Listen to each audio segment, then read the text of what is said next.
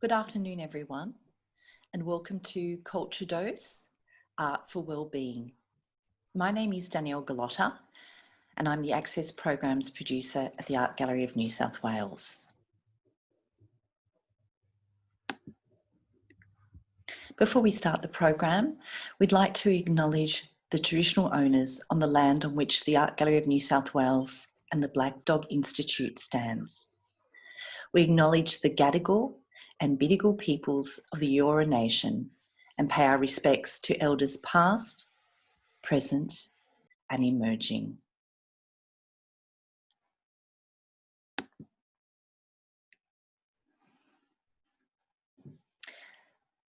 Culture Dose is a collaboration between the Art Gallery of New South Wales and the Black Dog Institute. And in this fortnightly experience, we invite you to take time out for yourself to connect with your feelings, thoughts, and imagination. So for people who have participated previously, welcome. And for any new participants today, we hope that you enjoy the experience. So in each session, we'll focus on 3 artworks from the collection of the Art Gallery of New South Wales. And we'll create time for you to look closely, observe, imagine, and respond. We also encourage you to take note of your body as you are engaging these works, and most importantly, your breath. I'd like to also welcome this afternoon my co-presenter, Professor Catherine Boydell. Thank you, Danielle, and hello, everyone. I'd also like to extend a warm welcome and thank you for joining our 8th session of our fortnightly noon sessions of Culture Dose. I'm Catherine Boydell. I'm a professor of mental health at the Black Dog Institute, and I've been co-facilitating these sessions with Danielle over the past few months. My program of research focuses on using the arts in the research process, both to create or produce research, but also to disseminate or communicate empirical research findings to broader audiences, and really draw on the arts broadly defined using visual, performative, and literary genres.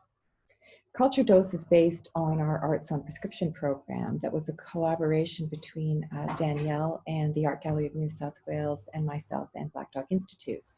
And our research exploring the impact of arts on prescription showed significant increases in mental health and well-being and in a sense of community inclusion and connectedness after participation in the arts engagement program. So based on these very positive findings, we decided to extend the arts engagement to the broader public. I'd also like to acknowledge that October is Mental Health Month and highlight the importance of the arts and its impact on mental health and well-being. We know from the research evidence that the arts, again, broadly defined, can reduce anxiety and depression, can enhance feelings of belonging and connectedness, and can promote empathy. And I think during these COVID times, we can think about the virtual museums and virtual galleries and the extent to which the general public has turned to the arts to help them cope with these uncertain times. So as I mentioned, I'll be moderating the discussion this afternoon, so please ensure that your video and microphone are off during the session. You're invited to share your responses in the chat box. You'll see that you have the option of responding only to the panelists, Danielle and I, or to all attendees if you'd like the entire group to view your comments.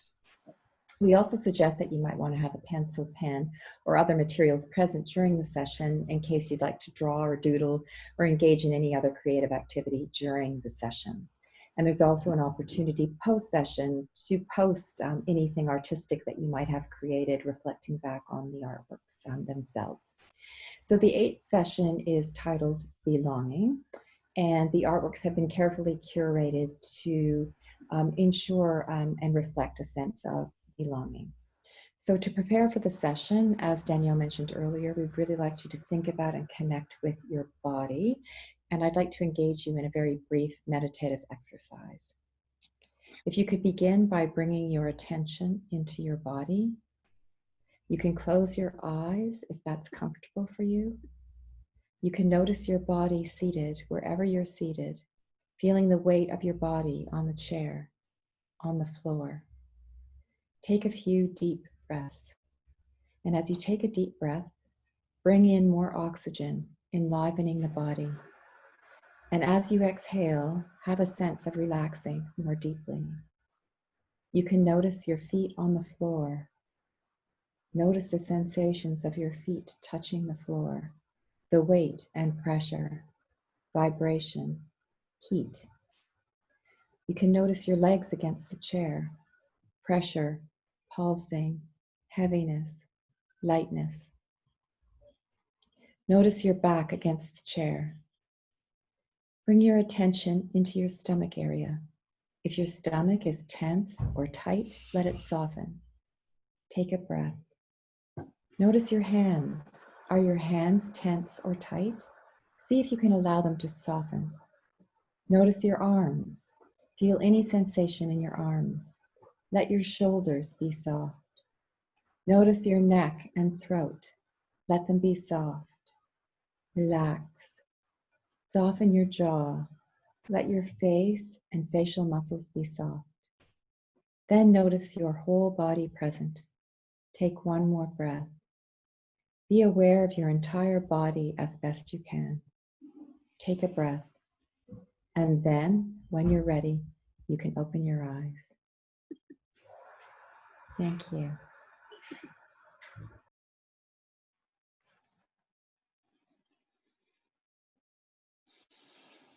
Thank you, Catherine.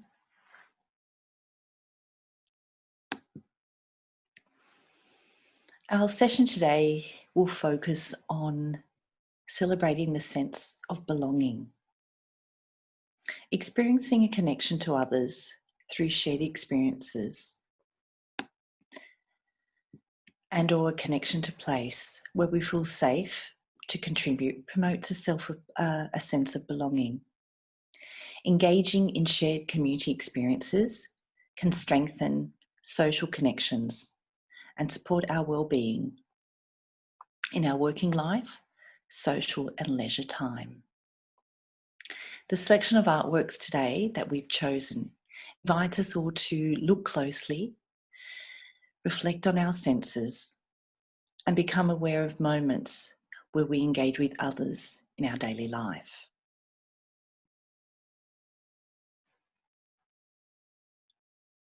We'll transition to our first artwork for today.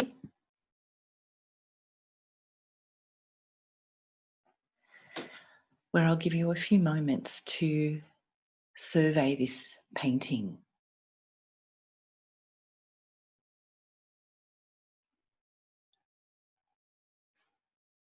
You may be struck by the tones of blue, grey, mauve and gold.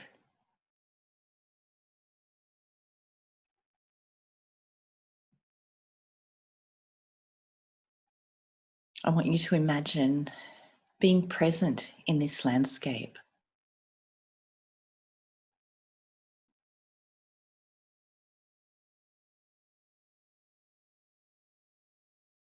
We get a sense from those colours that this scene is sun-drenched. And perhaps we are near the midday sun.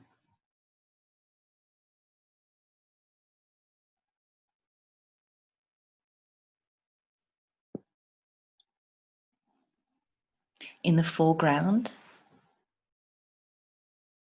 we see the workers, a community of people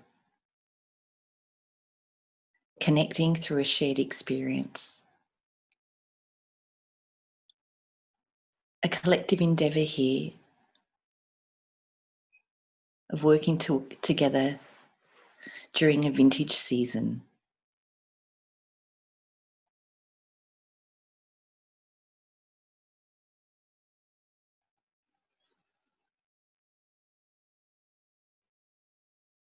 Take note of your body as you read this work. Imagine being in the landscape, the warm sun.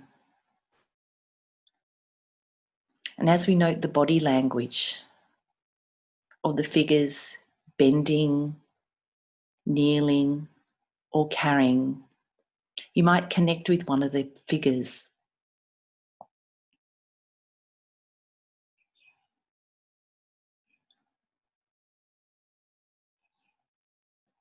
Imagine how you feel.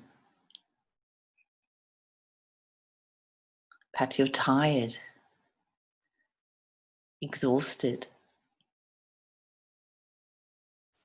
Perhaps you're exhilarated because you're working with other people in your local community. Perhaps as you pick for that sustenance to keep going.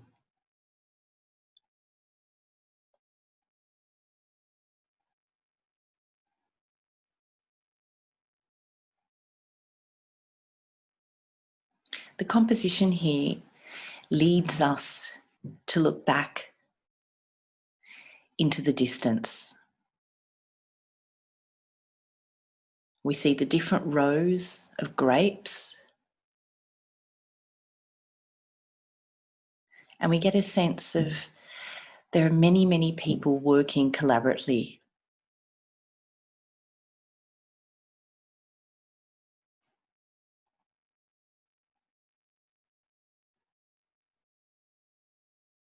This is definitely a group effort.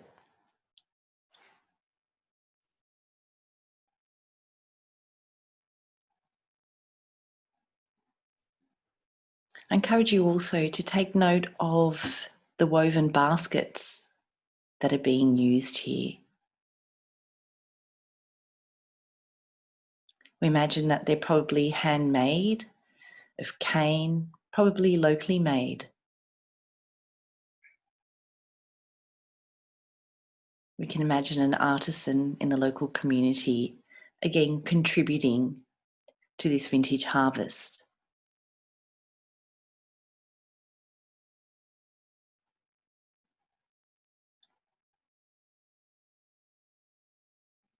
If you look into the deep background, we see the mountain landscape. And it almost looks as if the distant mountain is snow-capped. So we get a sense of the seasons, the transition of the landscape. And we imagine a sense of belonging these figures have, this community has, to this sense of place.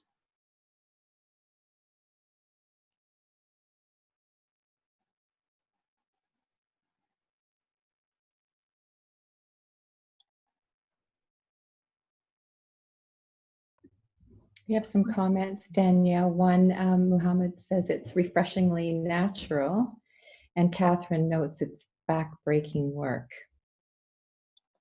Definitely. You can see there's men, women. We can imagine they're people of all ages, all abilities here contributing. I want you to also imagine the artist. The artist is seated or standing where we are, looking on, observing and surveying. And really taking note of the nuances, the different roles that people would play.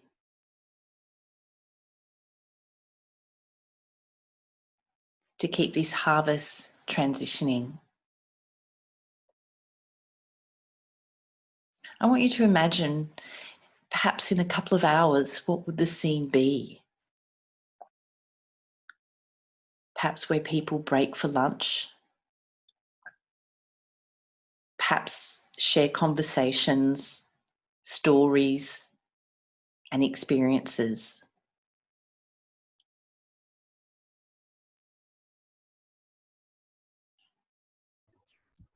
Jane says it appears to be for local consumption. I get the feeling that it is quiet work. For some people, you might imagine it people being quiet.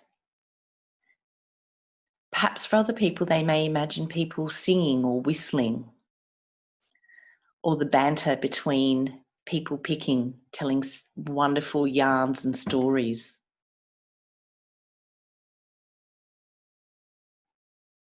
And again, the artists observing this, not wanting to interfere or construct a perceived image, but taking note to document.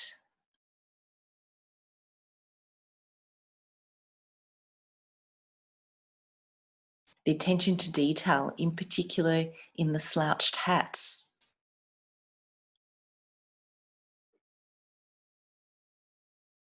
The subtle mauve shadows beneath the figures and the vines.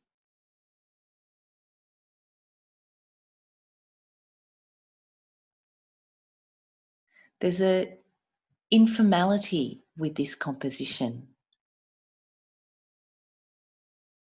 that reminds us of a photograph, almost like a snapshot.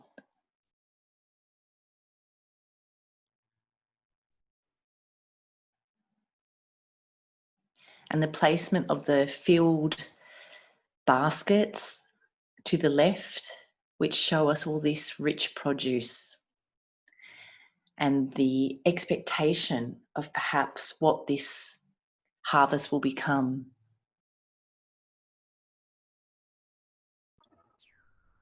Diane notes, she says, I noticed the artist doesn't show us anyone's face, wondering what his or her motivation and what's trying to convey.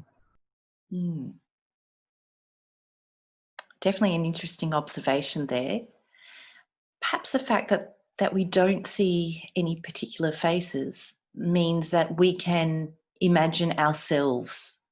We can be any one of these characters immersed in the landscape, connected to this community.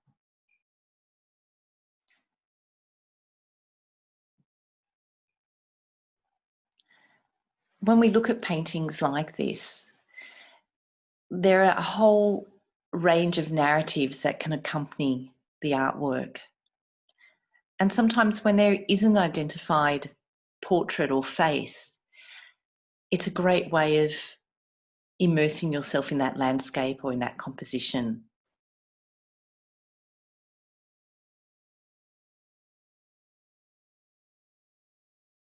Again, imagine what it would feel like, that bodily experience of the sun, a touch of clouds in the sky, the fresh air, the sounds of busy people working, the rustle of the plants, and that feeling of what it feels like after having a day outside and in a sense labouring.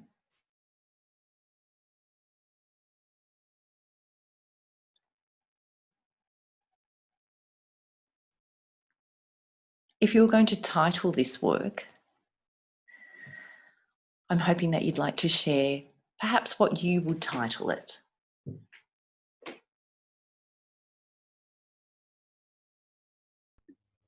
Afternoon toil. Mm-hmm.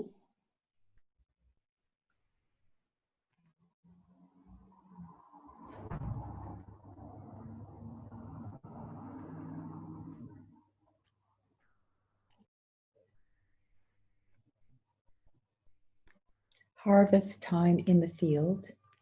Last pick before winter. Midday picking.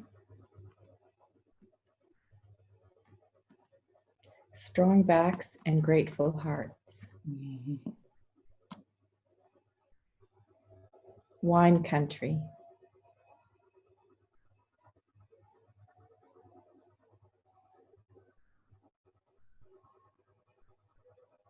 And then again, these sorts of images really give us a sense of those rural communities in different parts of the world where collecting a harvest is definitely not an individual experience. It's a collaborative group experience. And we can see here that the artist has really tried to document and give us a feeling of what it would be like to be there.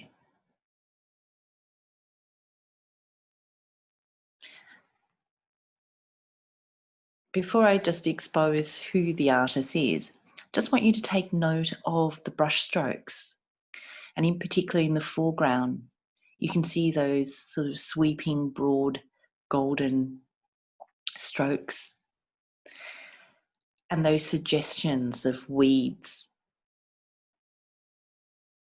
that often grow in between the vineyard. This is quite a large oil painting. The painting is by Frederic Montenard, and the title is Vintage Harvest in Provence. It was painted in 1890, and it's quite a large size painting. So 150 centimetres, 0.4 tall, and 200.6 centimetres wide. The interesting fact about this painting is that it was purchased the same year it was painted from the Paris Salon in 1890. So when we look at this work, we need to consider that it was a contemporary piece of art that was purchased for the Art Gallery of New South Wales and for the collection.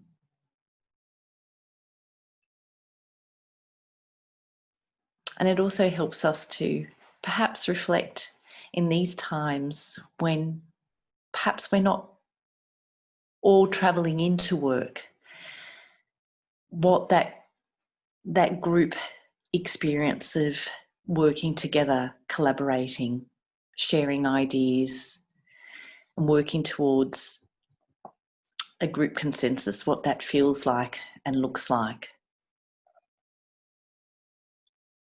Ironically, the people almost look like they're social distancing in the image itself.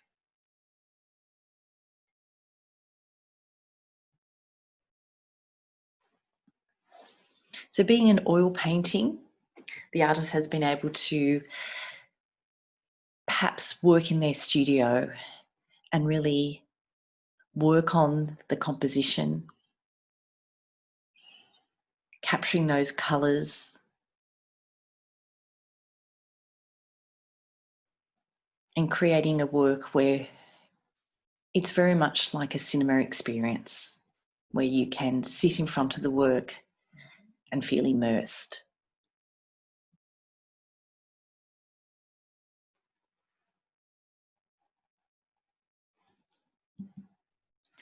We'll transition to our second piece, which again has a very different feeling.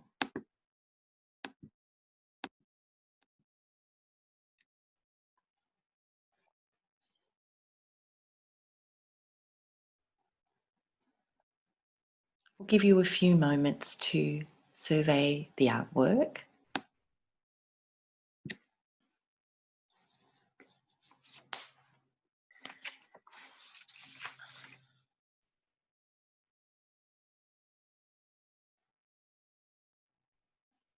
And you'll probably notice there's quite a formal composition here or arrangement.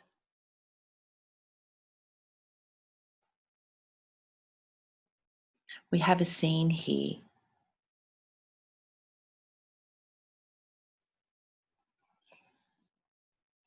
We have a semicircle of figures,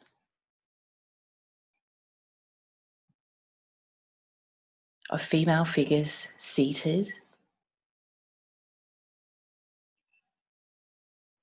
focused and looking into the center. where we have a figure leading a tea ceremony.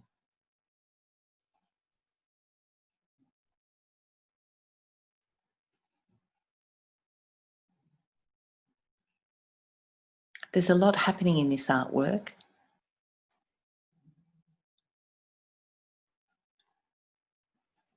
I encourage you to take note of the body language.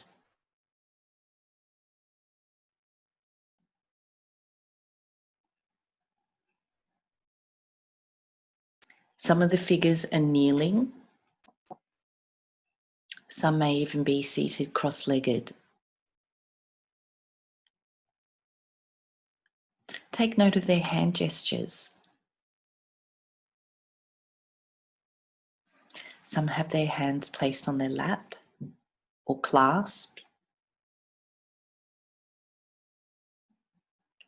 There's a feeling here of a sense of ritual or tradition.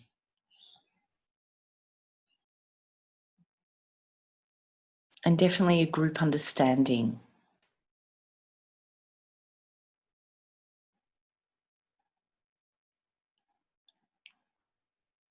Take note of their facial features or their gestures, and in particular the angle of their head, of the individuals where they're looking. We have the tea master in the centre. Focus on her task.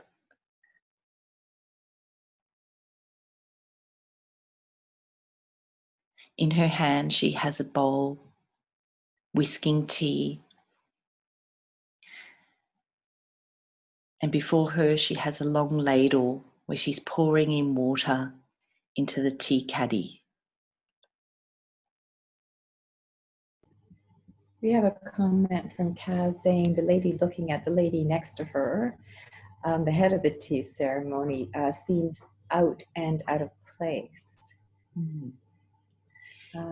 Defiant almost, challenging something, the lady or the ritual tradition. That's a very interesting comment. Something else I was going to say something else I observed, I can't help but compare to the first artwork where, the figures were toiling and bent over, whereas these women their posture is so perfect and they're sitting so upright. That to me, it's quite the contrast.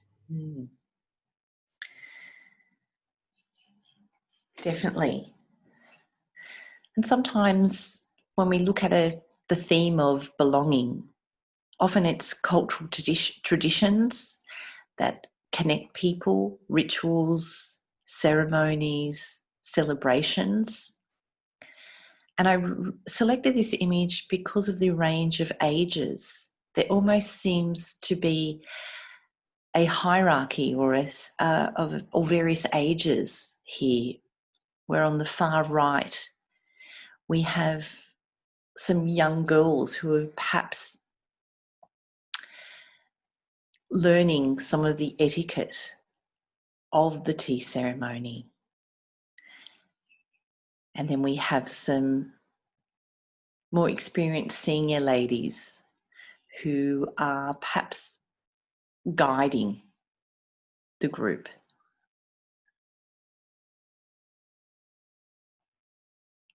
You'll probably also be struck by the beautiful and very detailed kimonos.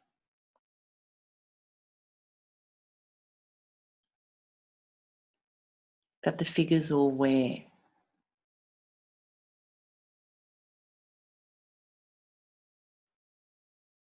As well as the particular art of the way the figures have addressed their hairstyles.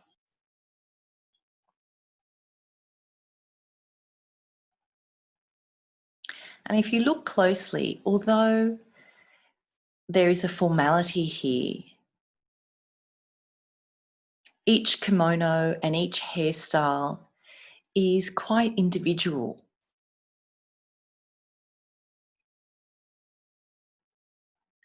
So there's definitely a sense of belonging here in the shared tradition and culture that expresses also each figure's individuality. We have a few more comments, Danielle, with respect to the younger versus older women. A comment about the younger being taught by the elders. And we also have a comment, traditions don't always bring peace to the participants. That is, young, new generations being told what to do. And then we also have a comment with respect to the cautious use of red color. Yes, if you have a look, if you see the use of red, it almost trails that semicircle to keep our attention. And it's quite sparingly used, so it really punctuates the decorative nature of this composition. And yes, I totally agree that there would be that youthful pushback with tradition that often brings innovation. But here in this composition here, we're looking at a piece probably in the distant past that really gives a sense of a ritual that marks not only a passage of time, but different periods in the seasonal calendar as well.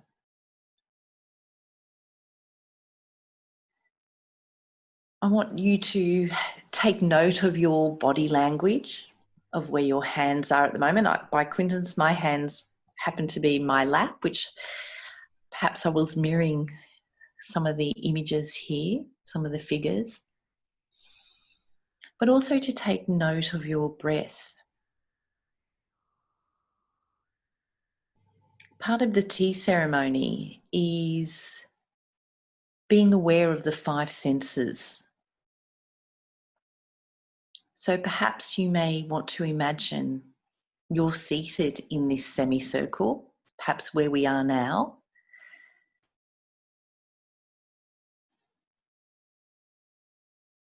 And imagine hearing the bubbling water in the tea caddy that's perhaps upon the coals. You may hear the tea master take that ladle and pour water into the caddy. I imagine that you definitely smell the tea as she whisks the tea, waiting in expectation. When we think about taste, in the centre of the composition is a small lacquer tray with several almost long, perhaps biscuits or wafers that would accompany the tea. So there would be the tea, the sweetness of the biscuit or the wafer. You would smell with the expectation. You would hear the sound of the water. And then for your visual delight, there is the alcove on the left with the vase, and it seems to be a camellia flower. For you to focus your attention on the fleeting beauty of nature, and in particular of the flower that will be here fresh and perhaps pass in a day or two. We have a nice comment from Jane who says, it reminds me of a traditional tea ceremony that I participated in when I visited Japan when I was 18. I felt awkward not knowing how to participate, but I had great respect for this beautiful cultural practice. Wonderful. Thank you for sharing that. And definitely, I can imagine the range of etiquette and tradition involved in a tea ceremony such as this. I'd like to also draw your attention to the screen behind the ladies on the right-hand side. So the screen is also an artwork for the participants' delight. So their five senses are stimulated. They have time here to reflect, to nourish themselves. And again, it's a shared experience that creates perhaps a sense of camaraderie between the figures, a sense of understanding.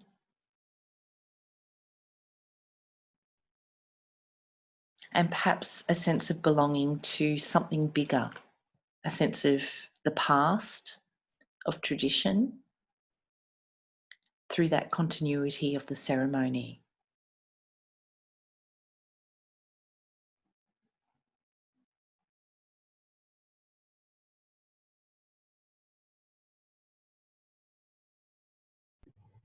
We have a couple of other comments, Danielle. One, with respect to the red and the color, a comment about the red actually joining the participants. And as I'm looking at it really does. It's so thinking about that belonging, that red color does in fact seem to join the participants.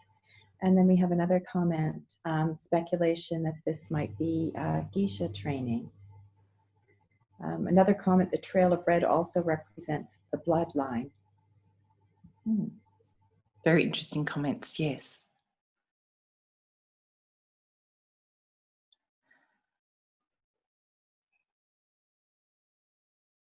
It's a very beautiful image.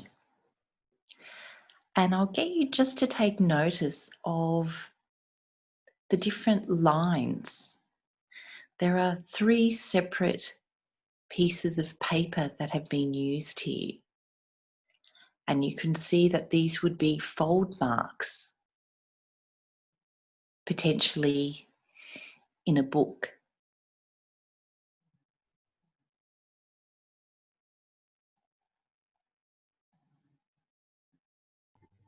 It also almost reminds me of a screen itself. You can almost imagine it folding and being structured that way. Definitely. We Definitely. have a comment from Celeste who says, only ladies in the ceremony. I wonder if this is a special gathering apart from the tea ceremony in itself. Yes, that is quite interesting that it is all ladies. And I'll reveal in a moment why. But I want to take note, although we're looking at an image from the past that looks at a Japanese tea ceremony, there are many opportunities in our contemporary world. And perhaps people might like to share equivalent experiences that mirror this. We have a suggestion, a hen party. Oh, a hen's party, yes? Yes. I'm also thinking of coffee culture, of going to a cafe and the tradition around ordering coffee. It becomes, whether you're at work or a social experience, you often invite people to have a coffee together. And there's an etiquette almost there as well with the type of beverage you choose, how you take it. And again, they're often shared experiences. It's not actually the drinking of the coffee, it's sharing it with someone else, and that opportunity to engage in conversation, taking time out to immerse yourself, even if it's only just over a 15-minute consumption of a drink. We have some comments coming in. High tea, a matching ceremony. Comment from Rhonda, the faces and hands seem to be the same as the walls. Are they drawn rather than painted? And Kaz says it's like a lot of dinner parties. The men are somewhere else, while the ladies do something much quieter. Thank you for sharing those comments. I'm going to reveal that this is actually a woodblock print, and it's by the master Ginkgo, and rightly so, it's titled Tea Ceremony, and it actually is from a collection or a series of pictures which celebrated or promoted ladies' etiquette, which again culturally is, especially in 2020, is far removed from our way of thinking. However, looking at a work like this celebrates and helps us to appreciate the role that ritual and tradition can play in our lives. So whether it's the tradition of attending a particular meeting or family event, high tea or a tea ceremony, there are those rituals and traditions that can create that sense of belonging to something greater than yourself, to something larger, to history, to community, to a collective sense. And I think this is a very quiet, intimate work, but has a great impact.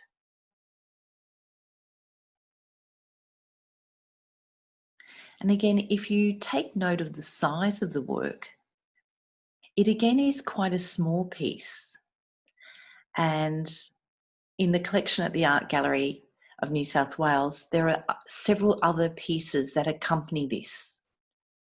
And I want you to imagine that this would have been folded together, and you can imagine someone perhaps having it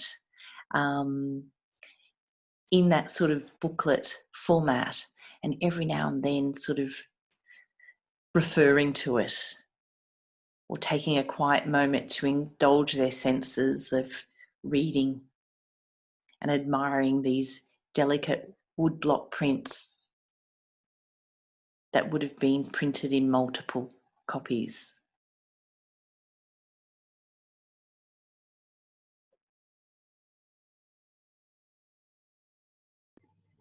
We have a comment, Danielle. Interesting to note that it was also created in 1890 on the other side of the world. Lots of interesting cultural insights. And also by coincidence, it was created in the same year as Harvest in Provence. They were both created in 1890. So we're looking at a period where artists had an important role in disseminating culture. It was the early development of photography, and paintings and prints, drawings, sculpture were a way of communicating ideas, values, and also challenging traditions, moving into the modern era. And that's exactly a great segue for our third piece.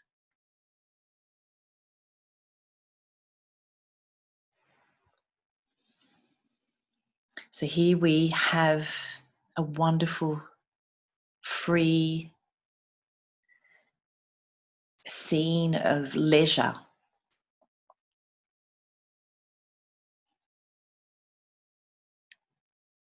people of various ages immersing themselves in the sea,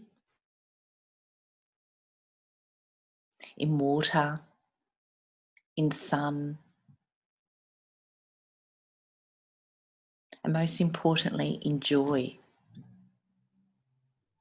Danielle, I just have to share this comment from Kaz, who says, "Oh my gosh, that's my childhood!" Exclamation mark.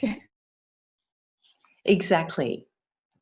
And again, that sense of belonging in those shared memories. And hopefully hope we're still all engaging in the beachside culture at some point. It's that sense of Australian lifestyle, whether it's connection with the ocean or rivers or dams. The water has played a long connection with Australian culture.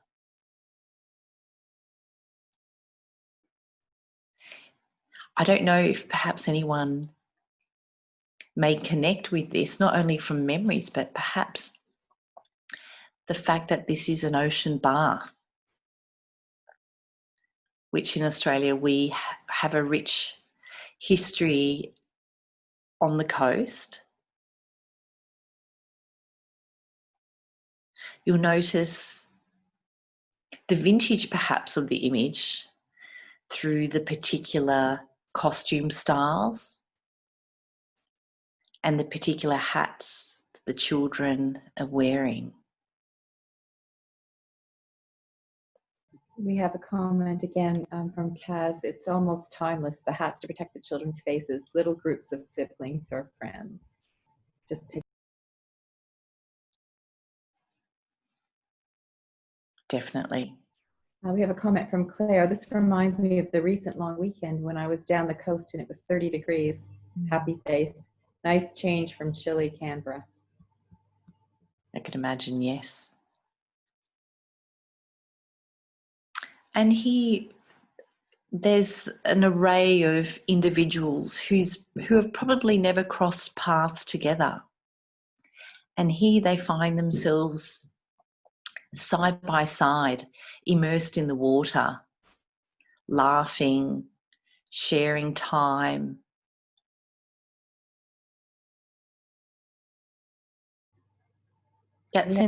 Sorry, Danielle. We have a comment. "The blow-up croc is still a fave." And a note that it's definitely not definitely not lockdown 2020. Definitely not lockdown 2020, yes. You get a sense of the frivolity here. And also that sense of leisure, of passing time together. Feeling a sense of at ease, a safe place, in particular being in an ocean bath. And again, many of us feel a great affinity with the ocean and a connectiveness. And those rhythms of the ocean tide make us feel connected and belonging to something greater, that whole ecosystem of the earth.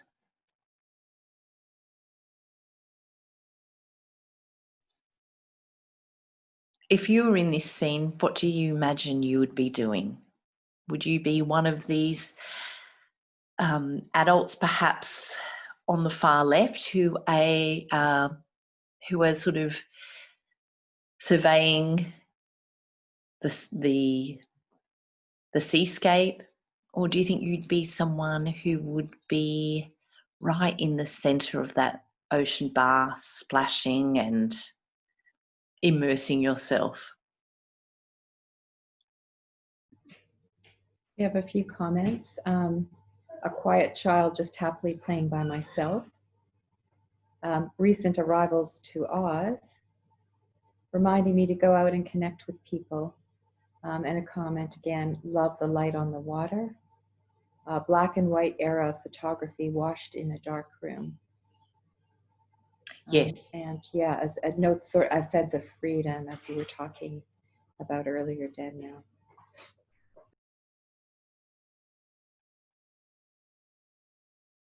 Thank you for sharing those comments. I'm going to share with you the very well-known Australian photographer, Harold Casknow. And the image is D.Y. Pools, number 2, taken in 1934. So the fact that it's number 2, we imagine there would have been a number 1, and perhaps there would, this image was part of a series. And one of the alluring features of this image, again, is that casualness of the image. It's not a formal posed image. It's capturing a moment in time, the shared experiences, the joy of being in the moment. And again, that shared experience that people are having, being immersed in this environment.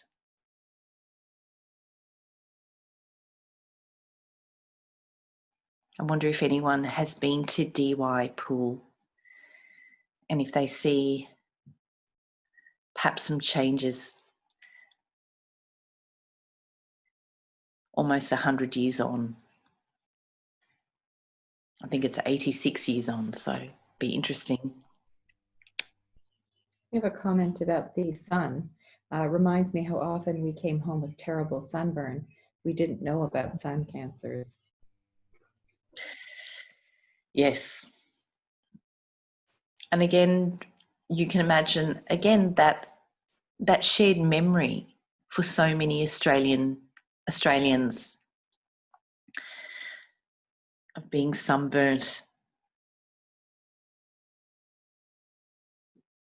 rubbing those oil lotions that probably burnt you more than anything. Again, those shared experiences that create a sense of belonging when we share those stories. Again, it's part of traditions or rituals by the beach.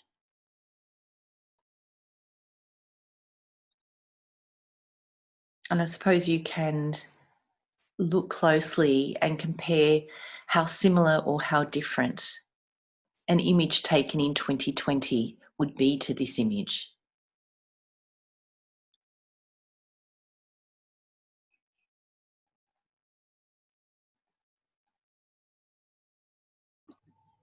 We have a comment, in a way, not knowing of the dangers of the sun gave kids and their parents a more free time at play, whereas now there's so much paranoia for parents. Another comment from Catherine, now we have to be careful taking images of children. That's true, definitely, definitely. I'm going to transition to our comparative slide. So we had an oil painting set in Provence. We have a woodblock print in 3 sections, looking at Japanese tradition of the tea ceremony. And then a photograph, an iconic Australian beach scene. So 3 very different expressions of exploring a sense of belonging. Looking at these 3 works, we'd like to invite you to share with us which work has resonated with you most today. And how do you connect? Is it your sense of self through your working life? Your experience of leisure and traditions? Or is it the free time you have where you share it with people who are close with you? Or is it your connection with a place?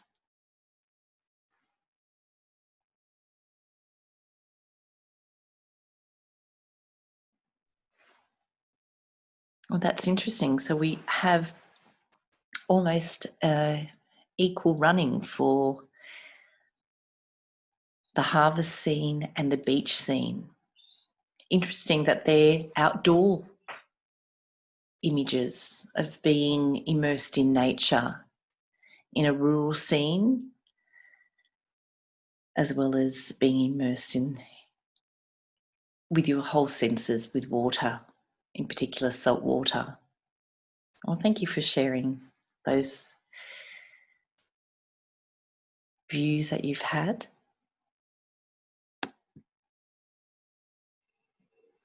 So we'd like to invite you to create a response to the artwork or theme we have explored today. Again, your response could take the form of a photograph of a shared experience where you're physically or emotionally connected to others or place. You could share a sketch, collage, painting, or even a piece of writing which explores your experience or understanding of experiencing a sense of belonging. And as Catherine mentioned earlier, you're very welcome to share those creative ventures via our culture dose at blackdog.org.au email address.